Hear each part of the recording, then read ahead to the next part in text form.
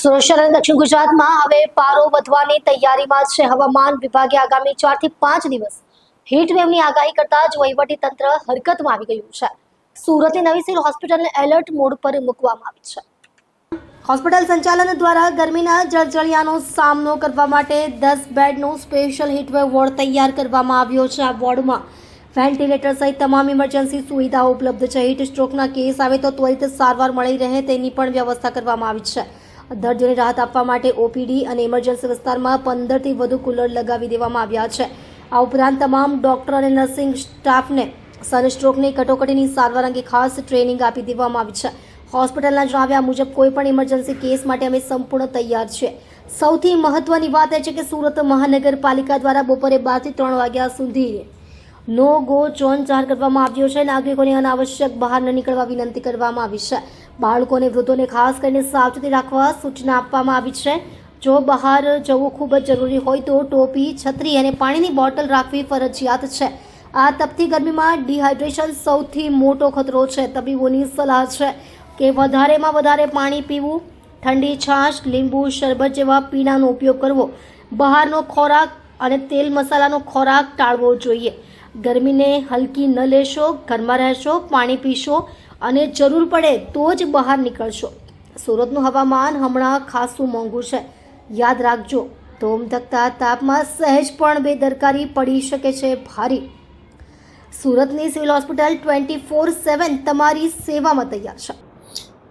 હાલમાં હવામાન ખાતા તરફથી હીટ વેવની આગાહી છે, જેથી અગમચેતીના પગલાં રૂપે સિવિલ હોસ્પિટલમાં કેટલાક પગલાં લેવામાં આવ્યા છે। ડૉક્ટર અને નર્સિંગ સ્ટાફોની હીટ વેવના પેશન્ટ આવે તો કઈ રીતે એને સંભાળવું કે કેર કરવી તે અંગેની ટ્રેનિંગ આપવામાં આવી હતી। કેઝ્યુઅલ્ટીમાં પણ એ માટેની વ્યવસ્થા કરવામાં આવી છે અને એક 10 બેડનો વોર્ડ પણ બનાવવામાં આવ્યો છે। ચોથા માળે કિડની બિલ્ડિંગમાં બનાવવામાં આવ્યો છે, જ્યાં વેન્ટિલેટર સહિતની તમામ સુવિધાઓ ઉપલબ્ધ છે। અને પ્રજાજનોને ખાસ તો એ સંદેશો છે કે અત્યારે હીટ વેવ દરમિયાન 12 થી 4 દરમિયાન ખૂબ જ એટલે સૂર્યના કિરણો સીધા પડતા હોય અને ખૂબ ગરમી લાગતી હોય તો એ સંજોગોમાં હીટ વેવની શક્યતા વધારે હોય છે। અને પર્ટિક્યુલરલી ખાસ કરીને વૃદ્ધો, બચ્ચાઓ અને પ્રેગ્નન્ટ લેડી આ સમય દરમિયાન બને ત્યાં સુધી બહાર ન નીકળે એવું સૂચન છે। અને ખાસ કંઈક જરૂરિયાત હોય તો તે માથા પર ટોપી પહેરીને કે છત્રી રાખીને અથવા તો ભીનું કપડું મૂકીને બહાર નીકળે અને પોતાની શરીરને પૂરતું હાઇડ્રેશન મળી રહે એને માટે પાણી, છાશ, લીંબુ પાણી કે કોઈ પણ પ્રકારના નાળિયેર પાણી કે એવા પીણાઓ લેવું જોઈએ, પૂરતા પ્રમાણમાં લેવું જોઈએ, જેથી કરીને એનું હાઇડ્રેશન મેન્ટેન થાય। તદુપરાંત ORS પણ રાખી શકાય।